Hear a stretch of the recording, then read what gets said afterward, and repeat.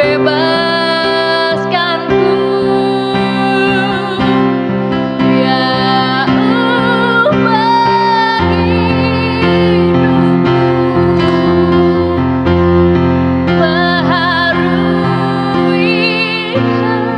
hatiku.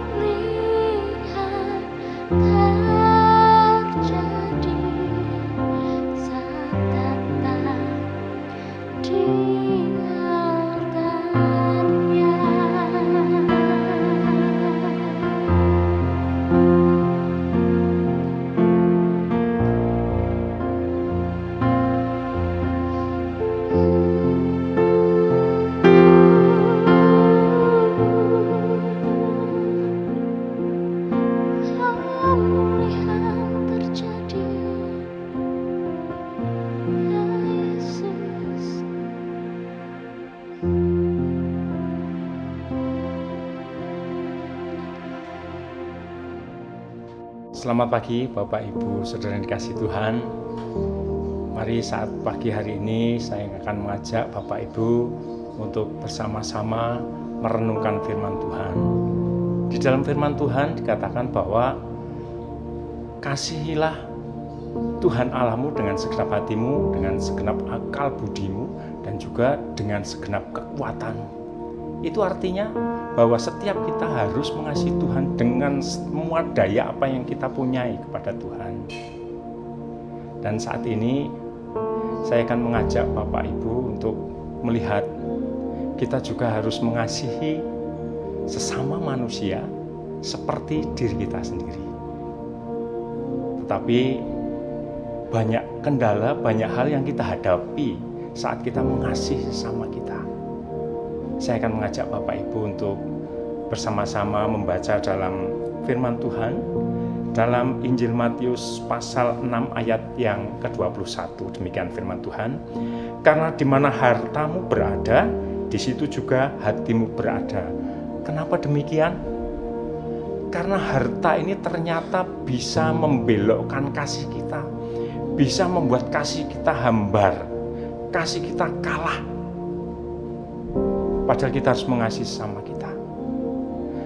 Dan sebagai contoh bahwa ada pemuda yang kaya, dia menyampaikan kepada Tuhan, Tuhan, apa yang harus saya perbuat? Saya sudah melakukan semua apa yang ada di dalam kebenaran firman-Mu. Semua 10 hukum itu sudah aku kerjakan.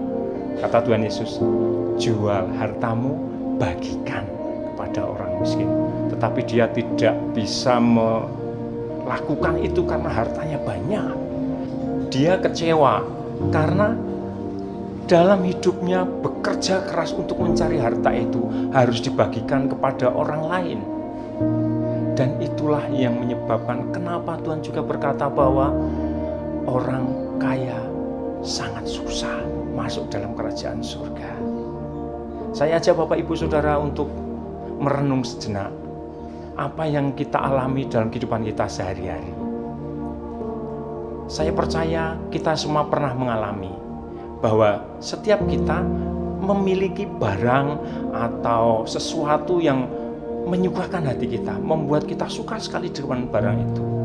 Baik itu karena ceritanya, historisnya, atau harganya, atau manfaatnya. Dan apabila suatu saat barang itu rusak, barang itu menjadi jatuh, tidak bagus lagi, apa yang jadi respon kita? Salah satunya mungkin kita akan ya sudahlah, sudah terlanjur. Mungkin ada juga yang merespon bahwa diam. Ada juga yang merespon marah besar. Mari saya ajak Bapak Ibu untuk melihat respon-respon ini kita lakukan, kita kerjakan, terjadi dalam hidup kita. Apa sebenarnya yang terjadi pada saat kita merespon itu? Pada saat kita respon, kita diam, mungkin karena itu orang tua kita, karena itu orang yang kita hormati yang mengerjakan. Tetapi di dalam hati kita marah, kita kecewa. Demikian juga bagi saudara kita atau kita yang marah besar, kita sangat kecewa mungkin saat itu. Barang itu sangat penting, historisnya sangat luar biasa bagi kita, tetapi barang itu sudah rusak sekarang. Bapak Ibu Saudara, saya ajak kita untuk melihat sebenarnya yang lebih berharga itu barang itu atau orang-orang di sekitar kita yang notabene dekat dengan kita. Mungkin orang tua kita, mungkin saudara kita, mungkin orang-orang terdekat dengan kita, atau mungkin suami, istri. Sebetulnya penting mana sih orang-orang terdekat dengan barang itu? Bagaimana halnya dengan kita mengasihi sesama kita? Bukankah mereka itu sesama kita? Bukankah mereka itu sangat dekat dengan kita? Lebih berharga mana?